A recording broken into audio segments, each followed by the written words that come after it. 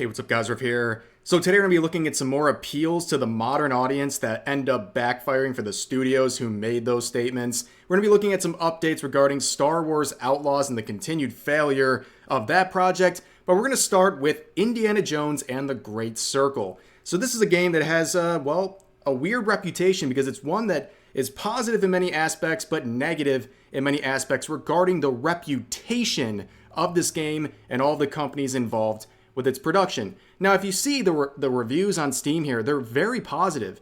Overall, the people who have actually gone out and purchased this game, they seem to be having a very good time. However, the numbers are quite disappointing. So you can see the live player count right now, about 7,000 players, the all-time peak happening on release with 12,000. Again, if this was some indie game, that'd be great. But this is an Indiana Jones IP. This is a game that clearly cost a lot of money. The majority of the game is cutscenes. It's practically a movie. So yes, there was a big budget. This isn't going to cut it. So what happened with this game? A lot of people said it was woke. A lot of people said that it was just a bad game. Some people said it's a really good game. So what's going on? Well, this tweet would get a lot of interaction here, asking the simple series of questions. Well-known IP, probably one of the most graphically advanced games right now, almost forgotten in 1 week. What went wrong? Well, I think there's a lot of things here that happened that are really unfortunate. The game itself, like I said, sounds like a lot of people really enjoyed it if they actually gave it a try. However, the issue is a lot of people are not going to give this a try for several reasons. Number one, this IP is really damaged right now, okay? The Indiana Jones IP is damaged as a result of the previous two movies flopping. I mean, you have Crystal Skull that did really bad. Then you wait 15 years later for the Dial of Destiny, and that absolutely flopped. And a lot of people thought literally this was just a pathetic cash grab. They literally wheeled Harrison Ford out there for this cash grab that ironically would end up flopping and costing Disney between $1 to $200 million according to some estimates. So the IPs surrounding this are pretty damaged to begin with. But the other big criticism involving this game is that it just wasn't promoted, like, at all. So a lot of people, even Indiana Jones fans, weren't aware of this game's production and were surprised when it finally went live on December 9th. There was just not a lot of advertising put into this game, and I think that's very clear. And for a personal anecdote here to add on to this, again, the game released on December 9th. I'd actually taken a trip to Disney about 2 weeks prior to that release, and I was cognizant of this lack of advertising. I was kind of looking around, and at one point, only one point, I saw one 2x2 advertisement for this game on top of the inside of a bus next to like 20 other ads that people awkwardly stare at because they don't want to look at the person in front of them. That was the only thing I saw. In fact, I went to the Indiana Jones Stunt Show, which is a max capacity type event to this day. Even though it's an older show, hundreds, if not thousands of people attend that show, and there wasn't one reference or advertisement to this game. And that's, again, 2 weeks before the release of this major title. And, I'm not asking for anything crazy. I'm not saying, like, the stuntman should have swapped out the golden idol with a copy of the game and then turned to the audience and said, hey, you guys better get ready for the release in 2 weeks. But again, outside the theater, there's no advertisements, there's no special events, nothing to promote this game, and a golden opportunity. So clearly, the marketing for this just wasn't very good. Now, one of the other big issues that this game has faced is a label of being woke. Okay, for many months, people dismissed this as a woke game appealing to the modern audience. And it's thanks to a very small section, literally seconds, of this video, the Indiana Jones and the Great Circle gameplay showcase and overview from Xbox Direct 2024 from about a year ago. Okay, this small segment right here really killed the reputation of this game at the time. Just listen to this. Now we have the opportunity to tell a new Indiana Jones story for a modern gaming audience.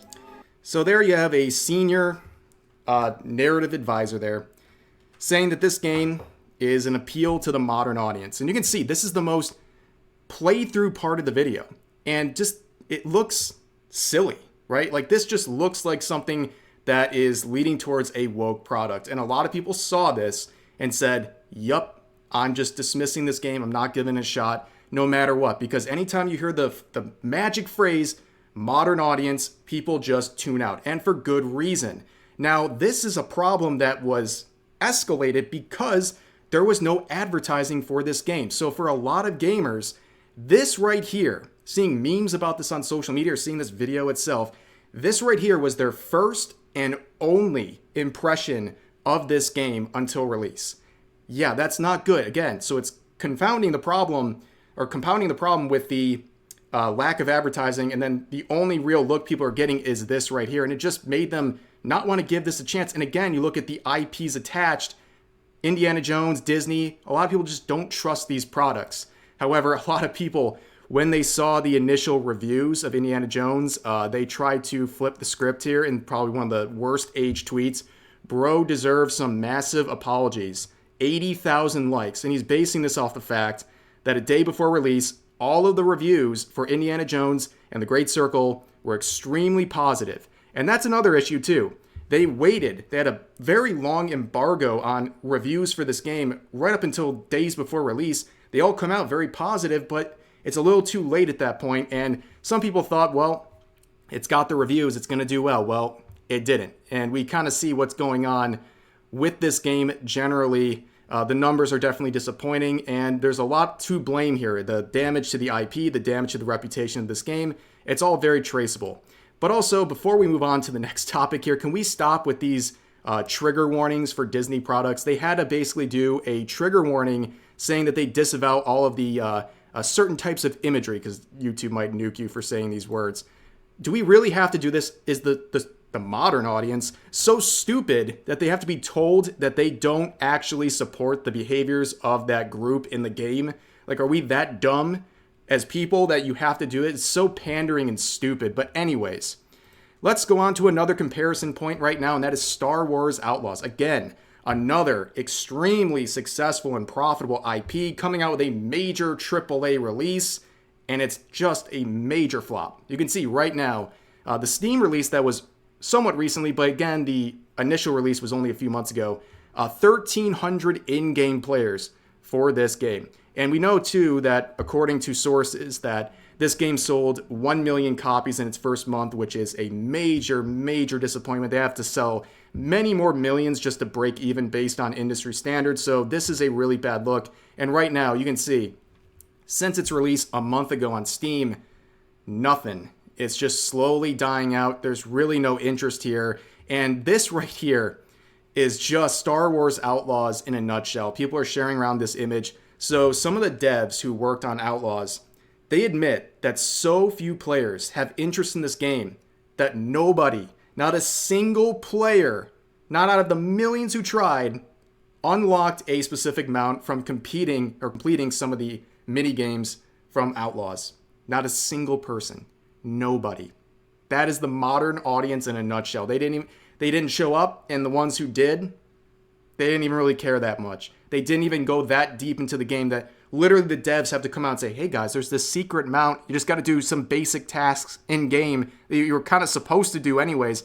Good luck finding it. Hope you can crack the secret now. It's just a very pathetic point for them to be at. And another comparison people are making, I've seen this image fly around too, where people are comparing Indiana Jones and the Great Circle to Miside. I think that's how you pronounce it. I might be wrong.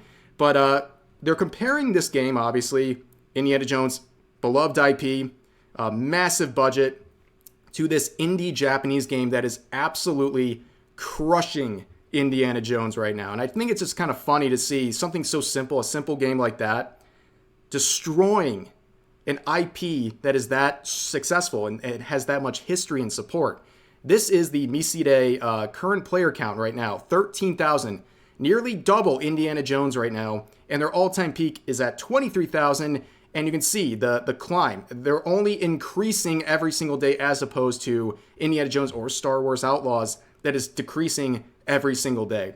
This is a very weird scenario where you look at what Twitter is saying about things. You know, we have the intergalactic and Witcher 4 and Concord related drama about character designs, and people defending those are so angry about people saying, I just like these cute, pretty characters.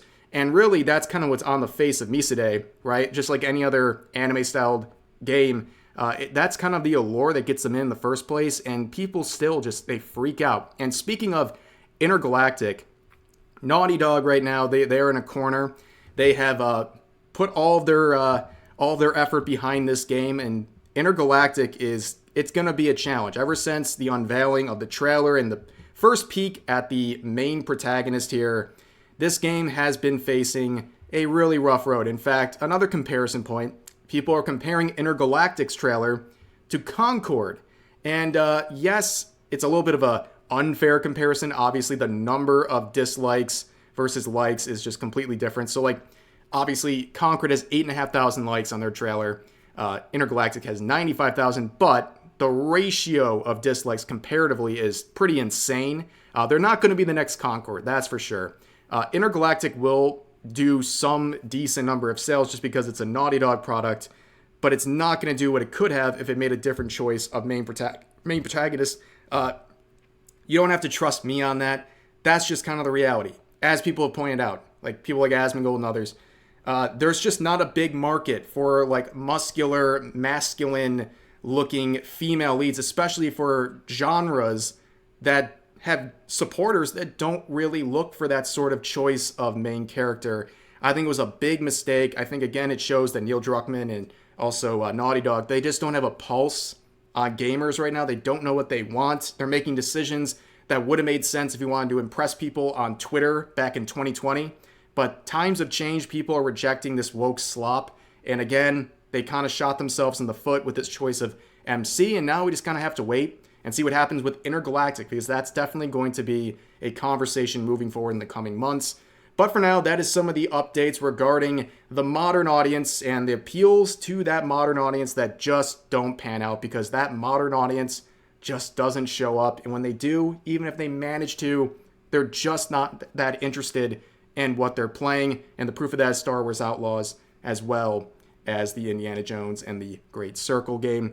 But anyways, that's going to do it for this video. As always, feel free to share your thoughts about today's topics in the comment section down below. Hope you guys enjoyed the video, and I'll see you next time.